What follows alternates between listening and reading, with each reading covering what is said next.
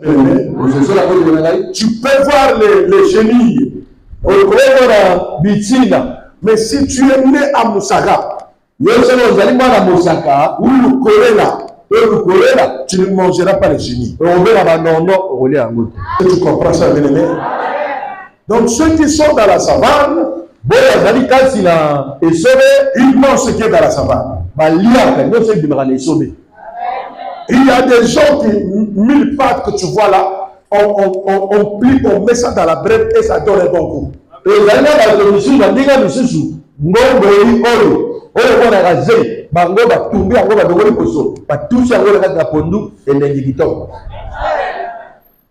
Amen. Hein?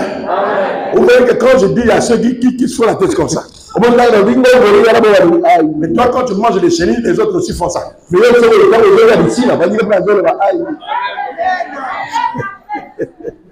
Amen. Ça, ce sont des choses. Ça ne suit pas. Tu peux manger, tu vas apprendre. Moi, si j'arrive dans n'importe quelle région, je veux manger ce qu'ils mangent. Tout ce qu'on mange au Congo, moi je mange. Amen. Ngoki, tu manges pas, mais quelque part, c'est le plat le plus préféré.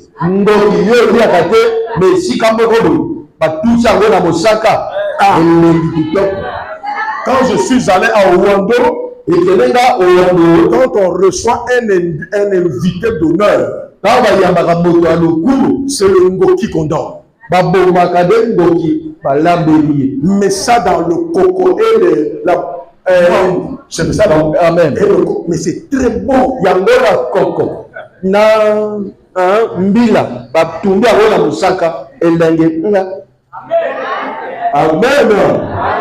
Donc moi je peux manger ça au Wando plus les chenilles. Donc tout le monde sera confondu. Là je vais au Wando, la zone ici là, na si pembeni, na sana ngoli. Na kolia, na kanisa boba zoka la ngawana, igolekera bango. Mais ça ne souille pas. Ce sont les gens qui croient, ah, ça n'a pas souillé. Si je vous dis la vérité, ça ne souille pas. Non. Ce qui souille l'homme, c'est ce qui sort. Je vous dis la vérité, bien aimé. Attention à ce qui sort de toi.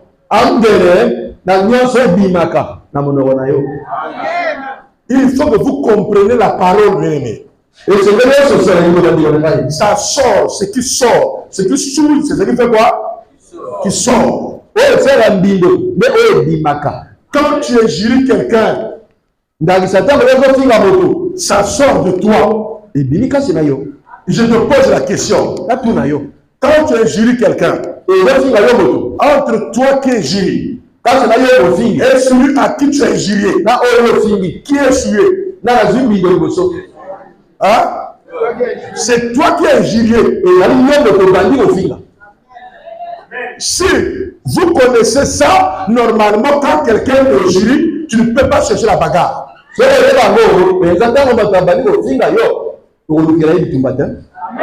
Non, je ne sais pas si ils ont compris.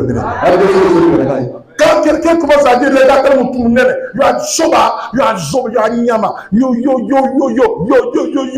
Tikara Sima, Moda Sima, et tout ça, Yemorazo se suer, et ça, la vie est l'autre monté. Tu n'es pas sué, ne te fâche pas, laisse-lui se saluer lui-même.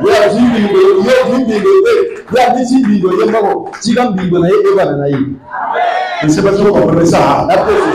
C'est ma fille qui est suyo. Et soyez terre, tu n'as pas à se salir. C'est lui qui se souille.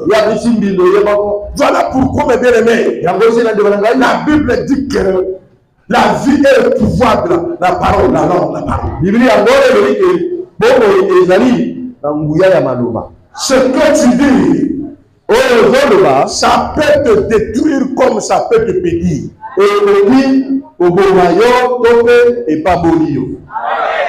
Jamel, ma soeur bien-aimée. Même ce que tu penses, même si tu n'as pas dit, Mais ce que tu penses de toi, ça peut te saouler.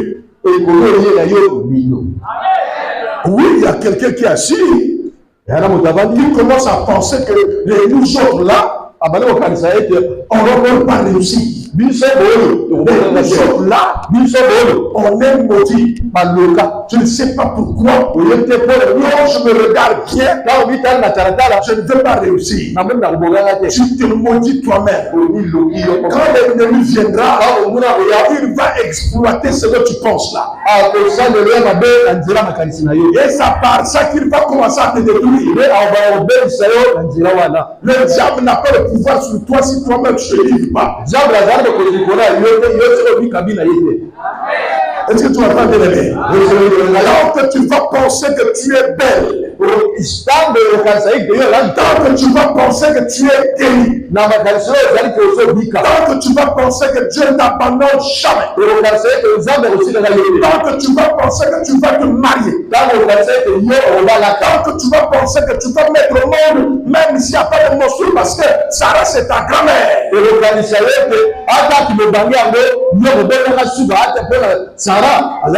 Ces pensées ne vont pas te suer. Ces pensées vont te bénir. Est-ce que tu entends bien aimé?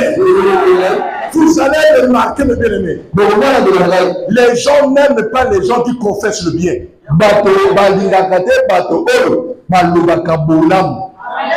Nazo consulter so on na bato nga ata na sa retraité mais nga de kotonga ndako étage o mona bato ba osala tout le baté tout le bongo donc ba kosala tout ba menacer yo mambeba wana bima parce que maloba wana un jour ozolona ta ozolwa bongo ozolona ta ozolwa bongo ozolona ta ozolwa bongo ozolona e ko bonga mbuma so bilote mwana na yango na keje nembo so bilote e ko bonga mbuma jusqu'à ce que est-ce que vous comprenez ça bien? Quand on dit cette souille, c'est ce qui sort de toi. Voilà ce qui souille dans la cité ici là. Les impudicités. Quand tu penses à ça, ça te souille. Quand tu penses au Jésus, ça te souille. Quand tu penses à la malédiction de ta famille, ça te souille. Est-ce que tu entends bien? Ça va te souiller. Si c'est ma mère, si c'est mon frère, si c'est mon cadet ou mon fils, je ne sais pas comment, ma grand-mère, qui a ce problème-là, par exemple une maladie, qu'on veut te faire comprendre, ton grand-père avait cette maladie. Ton père a cette maladie. Toi aussi, ça commence à venir. N'accepte pas ça. N'accepte pas ça, même si tu vois ça. Est-ce que tu entends bien aimer? Quand tu vois quelque chose avec les yeux, ça ne peut pas te suer. Ça commence à te suer quand tu commences à penser à ça. Et tu commences à confesser ça. En ce moment-là, ça commence à te suer. Même si tu vois, tu dis sans effet, ça ne me fera rien. Ça ne te fera aussi rien. Vous comprenez ce qu'il y a ici dans la Bible? Ça ne te fera rien. Voilà pourquoi, la Bible dit attention avec les gens que tu vis. Parce que tout ce que vous dites là, ça peut te porter préjudice. Si tu vis avec les femmes d'affaires ou les hommes d'affaires, tu vas remarquer que tu auras le langage des affaires.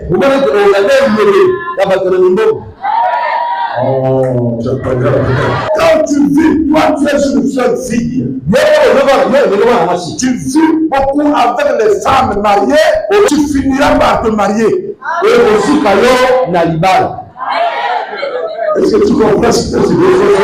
Quand tu vis avec quelqu'un qui prie beaucoup, même si tu ne pries pas comme lui, tu seras contaminé par sa prière. Je vous l'avais demandé. Même si tu ne pries pas de l'espoir, tu étends toujours. Ça va te pousser à méditer. Quand tu restes avec quelqu'un qui dit des bêtises,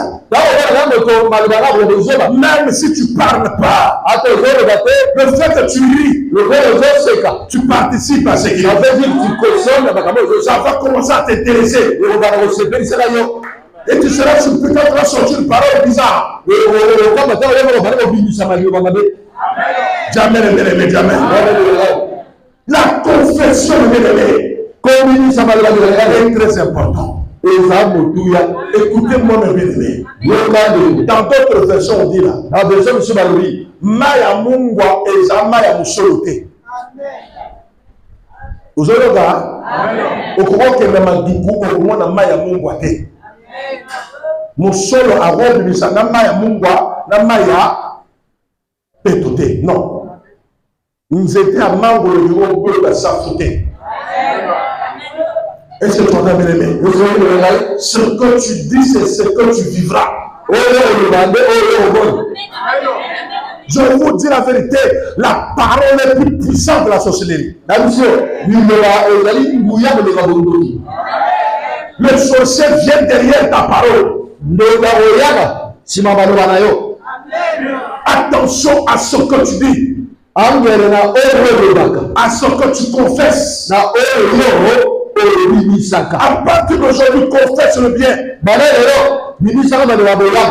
Même si tu es avec quelqu'un qui t'amène à dire n'importe quoi, ne le suis pas. Ne le suis pas. Tu es le fruit de ce que tu dis. Amen. Il y a des démons qui suivent ces choses. Le démon, quand il te voit, il ne veut pas de ton mariage. Il rentre dans ta bouche. Et tu deviens visible. Très visible. Même ta femme, tu commences à insulter. Tu fais des choses que tu ne te rends pas compte. Et tu es en train de nuire l'autre. Il y a le moto, à l'obi, na moi si, à l'obandelo, lobby, moi si à l'embi, à Tikana la Sima, à Kaniblo. Ce que je suis ailleurs, moi c'est là, oh, moi ça qui. Donc, tant qu'il y a Joël, il y a eu tout le monde, on est eu sous. Ma cambo, nous le voyez, il y a encore, il y a un et bouclier au thème. Est-ce que vous comprenez ça? Ma caméra encore est bénéficié. Il n'a pas quitté. On n'a pas quitté. Il faut que ma caméra Olubaka na bana. Olubaka na bateau. Par les enfants. Tu dois contrôler ça. Ça va te suyer. Jamais le bénéné. J'accorde amen le bénéné. J'accorde amen. Ne dis pas quelque chose. Remets-toi à Dieu.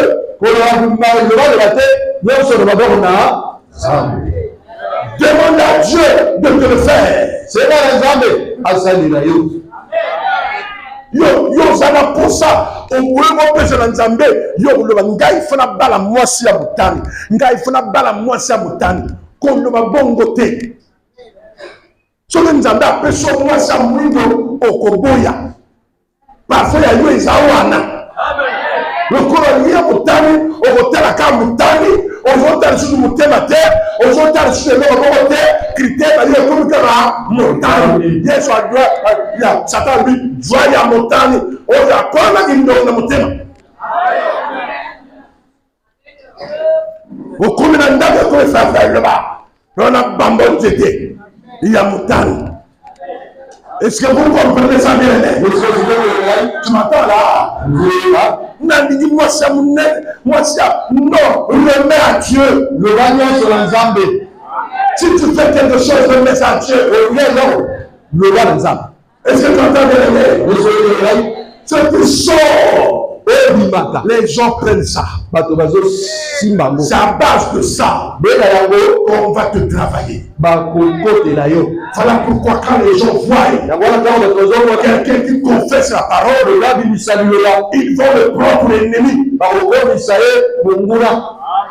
Est-ce que tu m'entends bien? Si moi je dis ceci, vous me voyez là.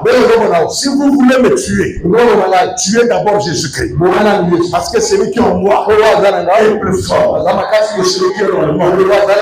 Est-ce que tu entends bien? Les gens vont m'insulter. Les sorciers vont dire qu'est-ce qu'ils vont montrer. Ce pasteur va montrer quoi? Ils vont montrer qu'il est Dieu. Pourquoi? Parce que ce que je dis là, ça ne permettait pas au diable de m'avoir. Même si je suis malade, je dois dire ça. Même s'il n'y a pas la femme, je dois dire ça. Dieu me bénira avec beaucoup d'enfants.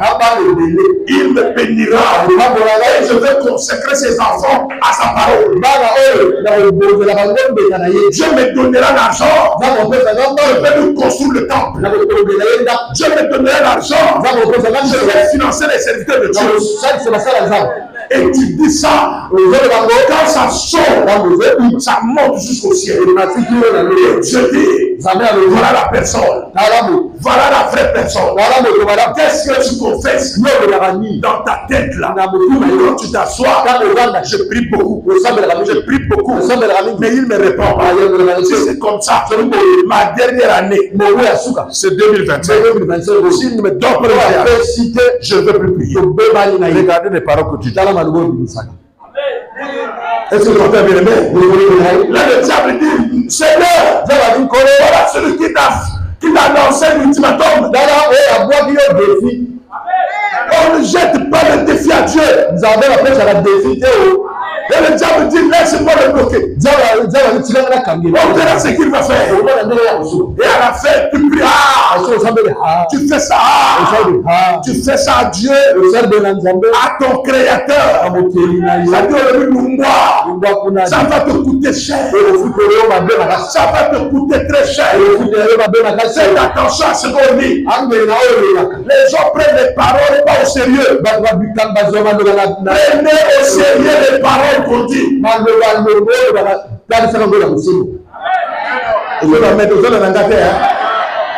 Est-ce que tu entends le bien? Attention aux pensées, n'importe comment.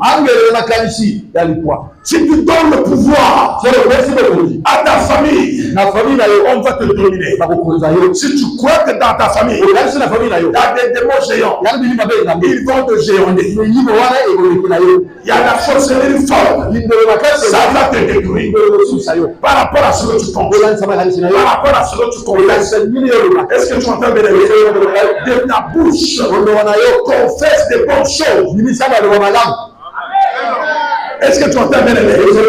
Quand je marche, le sorcier ne peut rien me faire parce que moi j'ai Jésus-Christ son créateur.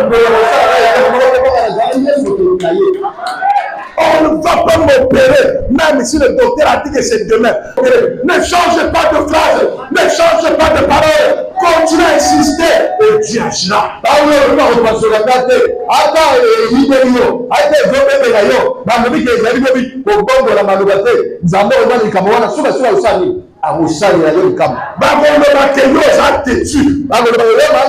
Est-ce que tu entends bien aimé? Oh, je ne dis pas même. C'est le Seigneur qui m'a dit ça. Et dit, comme tu as fléchi, la chose va se faire. Insiste et ne fléchis plus. Si tu veux me faire en action, tu dois garder tes paroles positives. Même si ça fait 3 ans que tu cherches ça, ça ne vient pas. Tu dois garder tes paroles positives. Ne modifie pas ta façon de dire. Les choses ne doivent pas te modifier. Est-ce que vous attendez ça? Pierre a dit, nous ne comprenons pas ce que tu dis. Il a dit, écoute bien. Quand vous confessez l'impudicité, vous êtes tués. Quand vous confessez les querelles, vous êtes tués. C'est-à-dire quand vous confessez le mal, vous êtes le mal, ça veut dire maudit. Quand vous confessez le bien, vous êtes bénis. La bénédiction est d'abord spirituelle. La bénédiction n'est pas encore matérielle. Est-ce que tu entends bien? Toi qui me maudis, est-ce que tu entends là? Je te dis tous les jours, tant que tu vas prier avec moi, tu auras la réponse à ton problème. Et je ne changerai pas ça. Je vais t'amener jusqu'à voir la solution. S'il s'agit que tu te réponds, tu te répandras. S'il s'agit que tu sois purifié, tu seras purifié. S'il s'agit que tu sois délivré, tu seras délivré. Ce qui est vrai, c'est qu'avec mon Dieu, la solution existe. La solution existe. Dieu est Dieu. Il n'est pas un homme infaillible. Dieu n'est pas faillible. Est-ce que tu entends bien les mains? Tu as compris ça là?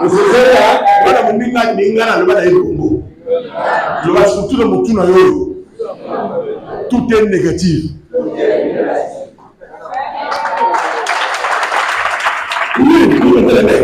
Beaucoup ici là, quand ils donnent les gars le plafond, les pensées c'est négatif.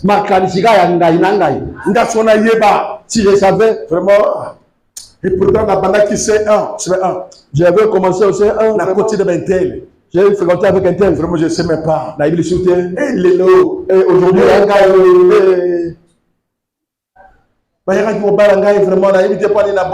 je ne sais pas pourquoi je me suis séparé de lui, cet homme. Rémi est déjà marié.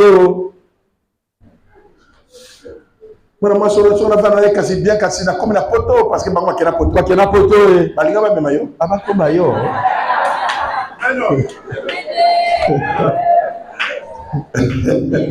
Amen. Ils ont eu une côte à l'armée na 98 Kassiboye, 2002 na commis lieutenant, 2006 Kassiboye. Donc il y a comme un colonel de la Valouane. Bon bah côté vraiment na ibté. Même moi tongi na coin wana, to côté à l'école, dans le classement ko. Il y a tongi ya yo na motem. Le col à Bango Kenda, ça veut dire yo bonga sous-sauté.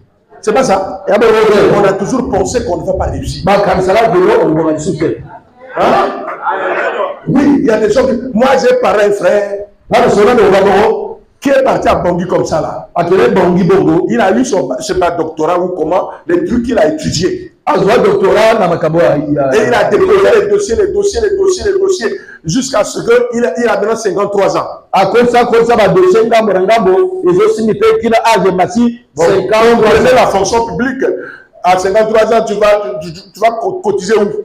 53 ans, quel social et pour lui, la vie s'arrête à la fonction publique. Lui serait à la fonction publique. Comme il ne peut plus, sa vie est finie. Amen. Hein? Amen. Est-ce que tu entends bien? Et je lui ai amené dans la veine d'Atseme. J'ai montré les quincailleries. Et là où les frères maliens ont beaucoup d'argent. Et dit ceux-là ne sont pas à la fonction publique. Ils ont beaucoup d'argent. Toi, tu peux réfléchir et d'avoir l'argent. Tu as été à l'école, non? Tu as fait économie. Tu as fait gestion d'entreprise. On t'a dit qu'il faut travailler l'État. Utilise cette intelligence. Et tu peux faire quelque chose. Il dit, je fais. Où les gens négatifs partent toujours comme ça. Il fait toujours dire que j'ai fait. Je ne peux pas. Toujours négatif. La réussite physique commence d'abord dans la tête. Tant que tu verras que tu peux essayer, mais ça ne réussit pas, ça ne va pas aussi réussir.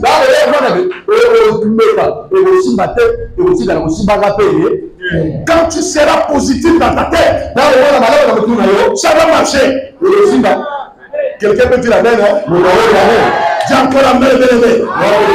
Ça va marcher. Mais là, tu es venu à Mokira Water. Et à Djinn Zamba supérieur. Et à Djinn Zamba négatif. Et à Djinn Zamba positif. Et c'est pour moi que maintenant que j'ai tué, je dois marcher sur ce qui m'a marché. Je dois marcher sur la malédiction. Je réussirai. L'autre sur moi, c'est dans ma tête. Je vais réussir. Même si vous m'attaquez, je vais vous vaincre. Par la maladie, je vais vous vaincre. Par les blocages, je vais vous vaincre. Il est positif. C'est ça qui donne la victoire. N'attendez pas que vous ayez une solution pour dire que Jésus est là. Non. Postuler pour un poste. Et à la fin, il a eu son contrat. Un contrat de 10 ans. Avec une prime de 5 millions par mois. En conclu, c'est pas pour là-bas. Il a affecté à Bangui. Mais tu auras l'argent en 10 ans. 5 millions par mois. C'est plus que même partenaire qui a fait 30 ans. 5 millions à 10 ans. Il a dit, prophète. Ah oui, ton évangile m'a guéri. Avant d'être guéri matériellement, il faut être guéri spirituellement. On a malade na kata njoto, on va na butu na okufa mokolonina. Okufa. On ne voit pas que non, mon colon n'a pas témoigné na témoigné na YouTube na ngai mon colon na on na bika en tout cas na Golgotha na ya na premier cru. Premier cru ou deuxième cru. Fala ya na premier cru. Wana ngala ko témoigner. Il faut battre ba yebake. Ba to ba sakana nzambe. Ba sakana nzambe ba yebake nzambe ça. C'est comme ça qu'il faut penser. Non, mais si d'autres pensées viennent, tu dis non. Oui, mais bien aimé, les pensées produisent le miracle. Je me rappelle avec un enfant comme ça. Papa, moi je veux avoir mon bac. Moi j'ai bien travaillé. Là je regarde le nom. Je ne l'ai pas encore vu. Alors prononce les paroles. Dieu me doit. J'ai bien travaillé. J'ai tout trouvé. Il n'y a pas de raison. Que mon nom ne s'écrit pas. À quoi s'ils me disent le diable est Dieu. Si le diable n'est pas Dieu, il met mon nom. Comme c'est la vérité. Il a revu son nom. Et Dieu est comme ça bien. Est-ce que tu entends bien? C'est comme moi. Elle est plus fort que ce qui est dans le monde. Voilà pourquoi, quand les apôtres ont parlé, il a répondu, tout ce que mon Père n'a pas planté, tout ce que mon Père n'a pas planté, tout ce que Jésus n'a pas planté en moi, sera déraciné. L'impudicité déracinée, la maladie déracinée, l'échec sera déraciné. Je vais commencer aujourd'hui. Je sens le temps que ça va prendre. Je vais le déraciner. Il va déraciner comme moi. Il va déraciner ce que tu n'as pas planté. Tu n'as pas planté le célibat. Je vais le déraciner. Tu n'as pas planté le chômage. Je vais déraciner. Tu as planté le mariage. Je vais planter les enfants. Je vais déraciner la stérilité. Tout ce que Dieu n'a pas planté, je vais déraciner. Ah, va déraciner. Jésus de Nazareth va déraciner tout ce que Dieu n'a pas planté. Ce soir, nous allons sortir vainqueurs. Même ce que ton père, ce que ta mère a planté, ce que mon oncle a planté, sera déraciné, sera déraciné, sera déraciné, sera déraciné, sera déraciné, les totems seront déracinés, au nom de... Est-ce que vous comprenez ça? La parole m'a rendu fou. Je vous dis avec tes bénéfices. Jésus a dit, C'est Jésus qui parle. Mais alors, pas planté le célibat. Dieu n'a pas planté l'alcoolisme. L'esprit qui m'amène à faire la tutelle sera déraciné. L'esprit qui m'amène à se mettre en colère sera déraciné. L'esprit qui est rentré dans ma maison pour détruire mes projets sera déraciné. Sera déraciné. À partir de ce soir, tous mes projets vont commencer à réussir. Toute plante, mon Dieu n'a pas planté, sera déraciné, sera déraciné, sera déraciné, les opérations seront déracinées. Est-ce que tu entends le célibat sera déraciné, la maladie de famille sera déracinée. C'est pour ça que je suis venu. Ton comportement va changer. Il va déraciner ce comportement. Il va déraciner cette pauvreté.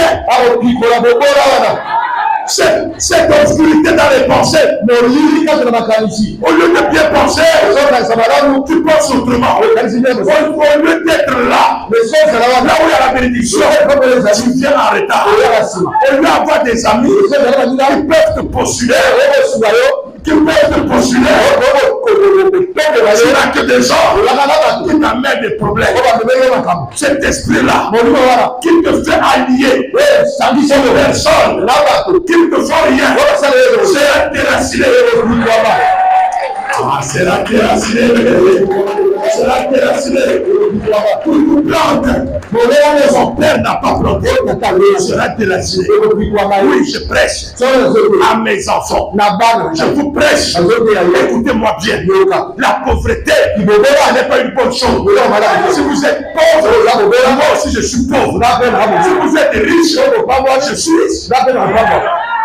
La même oh. Si vous avez beaucoup d'argent, mais je serai béni.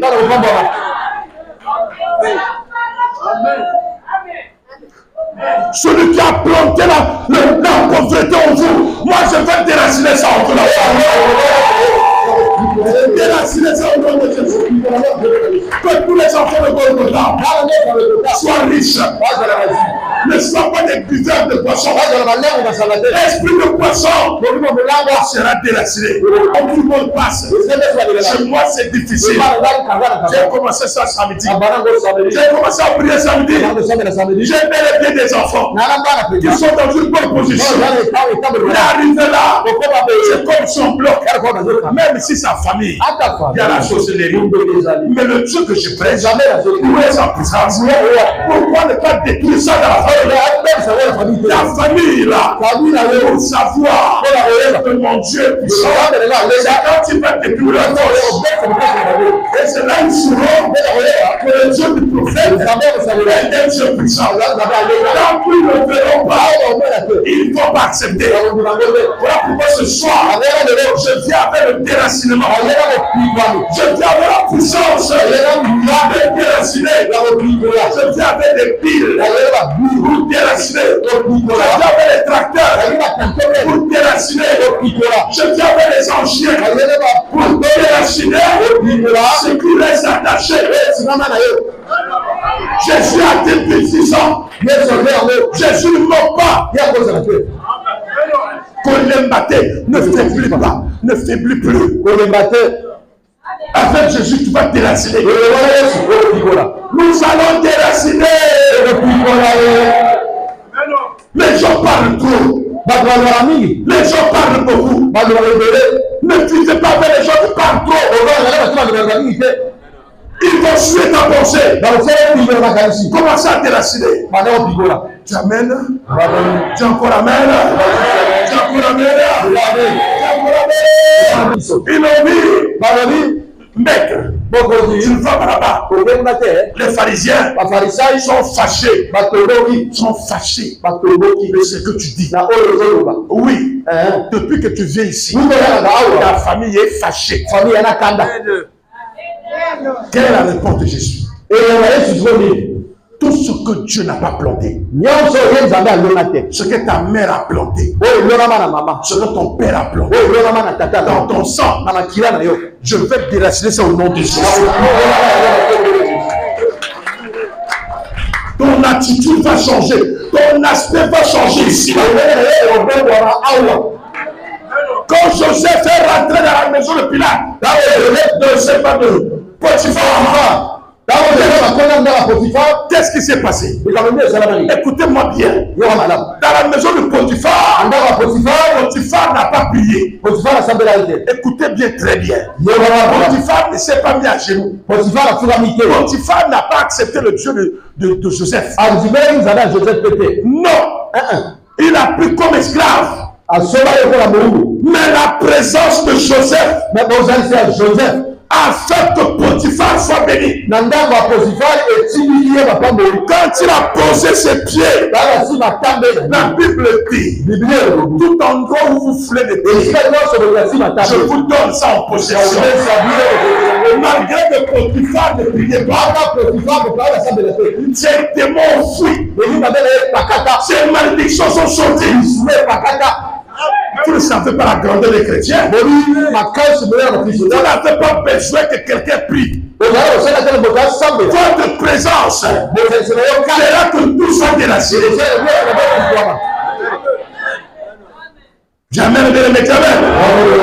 À partir d'aujourd'hui, le bien-aimé, celui qui te suivra, ou celui qui va enquêter sur toi, je vais le jeter très loin. Il va le jeter très loin. Il va le jeter dans un trou. Toute plante que mon père n'a pas planté sera déraciné. Celui-ci est mon homme. Celui-ci est mon mari. Même s'il est païen, mais comme Dieu me l'a donné, tout ce qu'on lui sera déraciné. Il sera à moi. Est-ce que vous m'entendez bien? Est-ce que vous m'entendez? Tous les projets que tu fais, ça doit s'ouvrir. Même si, écoutez bien, Potiphar, la Bible dit quoi? Toutes ces choses étaient bénies. Mais Potiphar n'était pas chrétien. Mais c'est Joseph qui était chrétien. Votre présence doit se faire marquer, remarquer par tous ceux qui sont autour.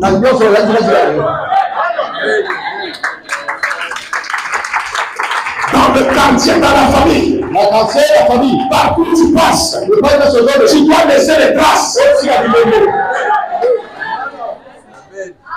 Otikanga na prière ya kolela wana. Wana balobi na ndako yo balate ha, mara mukoro bo balate, okolo zo balate to benga yo. To benga na yo. Tala yo bani. Nzabeli comme. Monde ba so saranga. So na bima na ko kende wapi. Nga so na zawa na beto botuka mu. Bon yi mutazan le bala sara quel miracle. Abala parfois na âge na yo. Yo so yo moto akufi na nzela. Baba ndeko bazotala. Yo so mona prophète ndanga telemi lelo, o yebi ndanga na baba ya église.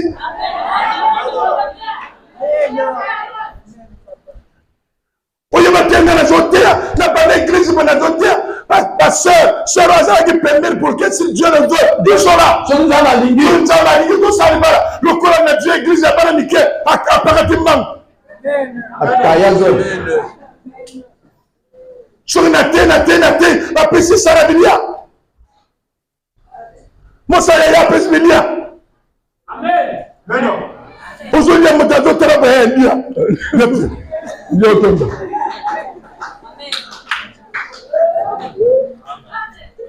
est-ce que nous avons un ciment? Hein? Nous avons un moto? Oh, chaque nalité jeune. Nous sommes consultés jeunes. Sur la humilité, merci Seigneur parce qu'à l'ina, c'est jeune. De toutes les façons, bata Brazzaville, lui, va s'en gagner. J'ai fait. Et la cité, la Brazzaville, va s'en gagner. Atongo ti oli na 17 ans. On a nga na tongo midi pourquoi? Là. Ça c'est la mission. Qui? Surtout moi demi pain à beurre. Tatongo. Demi pe Esaou. Ceux qui étaient là, sinon, avec les gens dans 14 heures. Après nous, on a mis dans 16 heures. C'est pas ça? Voilà, on lit la nuit. Dans 17 heures, voilà, les frères et sœurs, nous sommes en jeûne. Comme les sœurs en jeûne. Les sœurs en jeûne, comme toi. Tant qu'on va à jeûne dans Brazzaville, on y a pourquoi? Parce que Bishop Mingi doit la jeûne. On a dit jeûne parce que tu dois mingi. On doit calcul. Aux autres, il y a l'église, il y a la pauvreté. Il y a la contamination. Il y a un studio. Il y a ça a dû là, quand on y a caution à pêche. Ça a dû et s'il peut au Bengal, dans le Louis Tomoussous. De caution en caution. L'essentiel que je vis. Celui qui ne risque rien, si tu ne mets pas le premier pas, je ne mettrai pas le deuxième pas.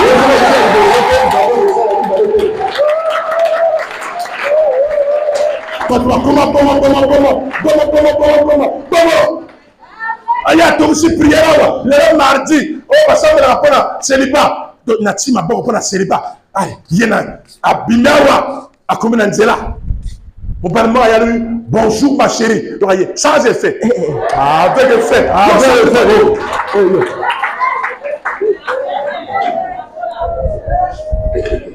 C'est mon Bimengawa. Alors, papa, mercredi, il y a la réception. Papa, tant de Binawa. Mon balai moko. A le baga, n'a pas la tout de suite. Quand il dit, oh, diable, donc, il y a bien de la caca. Caraboy.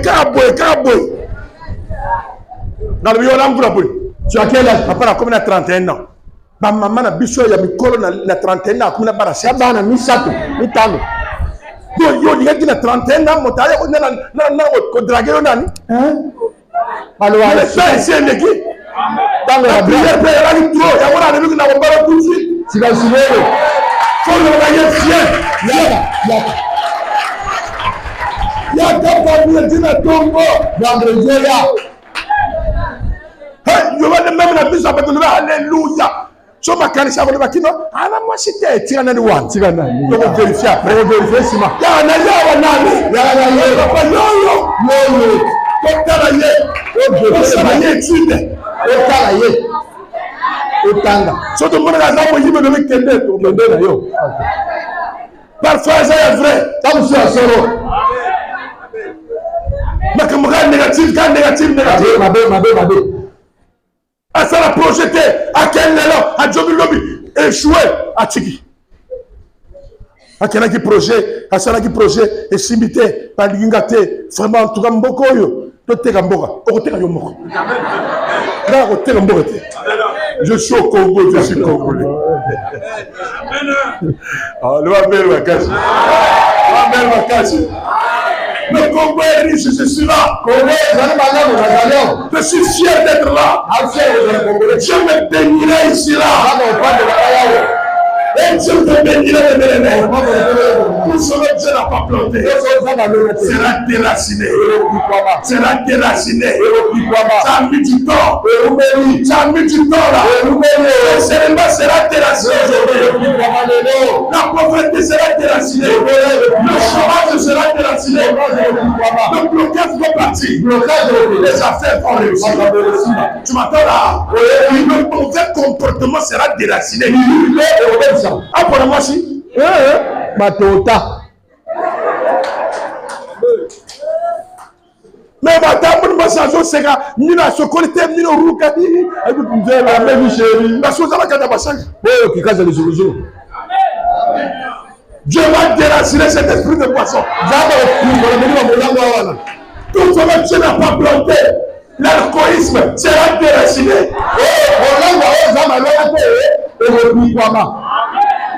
Diable a dit à vos soins, ma parole de tout faire pour vos soins. Amen. Aïe, ok, mais toi, tu m'as dit à comme on lit à tout. Moi, ça l'a mis à tout. À l'Injou, des mois d'avarice. Que le Seigneur te déracine tout ça. Après son bénédicteur, on crée musica. Esprit, comment on appelle ça? Il y a bon nom, fais le mot. La peur. Personne ne risque. Mais on a risque. Même je vais à Lucas, si tu as une d'origine. À Lucas, si tu as une peau noire. Rien. Même dans ça, vraiment, mon ninga mo alibido que ça. Papa Sambel na lingena que no kufate. Amen. Amen.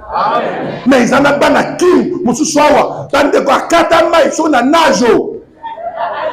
To yebite. Donc azo tega. Ah, comment on a besoin de la boutou? Moustico, yo modozala moustique. Bon, bon, la bagarre, bien, c'est raté, pardon. Est-ce qu'il y a un bacoulou la terre? Qui? Celui qui ne risque rien? Amen. Aujourd'hui, là, donc, la joie, il y a un qui ne y a pas de canam pour la lebine à éviter. Contamine nini arbita mobutu atika pouvoir.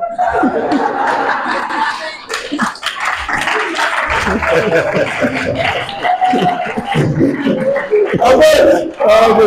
Mokanda morote ate na risqué. Ayawa jimba motaki sur le banc. Nous avons peur ici au Congo. Nous sommes trop peureux. Son père, il y a côté gazo banda. Donc, ça les gars fiers. Fiers à Kanga tiré. A dit rouge à lèvres. Va le mettre à 4 banzenga. Et au moninga. Talangi mobimaranga. Atala yonani.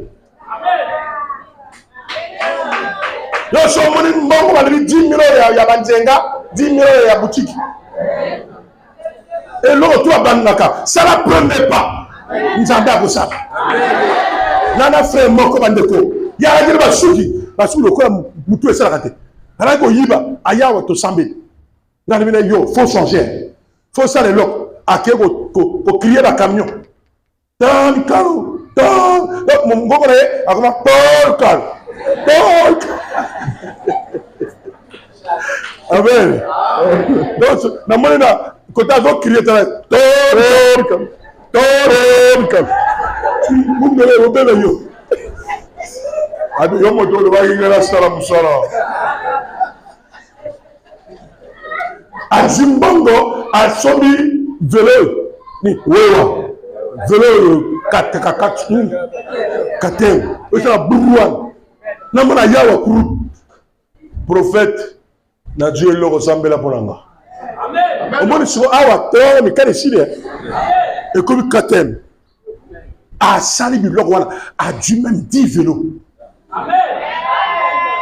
Awa sa soba camion o ya ke le sala ba nini na kombe na ba mir manyo tala ne ga vimba abala. Amen. Mais tala a changé courage. Amen.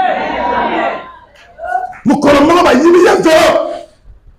Dans la yimi vélo ya parce que Sambela na avec Sambela Kambote na retrouve toujours. Yo kaso za découragé. Amen. Makambe ya kaka. Na via moto za na ba o. Les gens vont le dire même ya komi, na ba taxi na ye, o yo ba tete, abana ba tala lika. Et l'autre tu vas bandaka. Si Dieu met la main, tu vas aller loin. Va ma fille, va au Seigneur. Oh, la zana ma place à l'île. Que le Seigneur vous bénisse.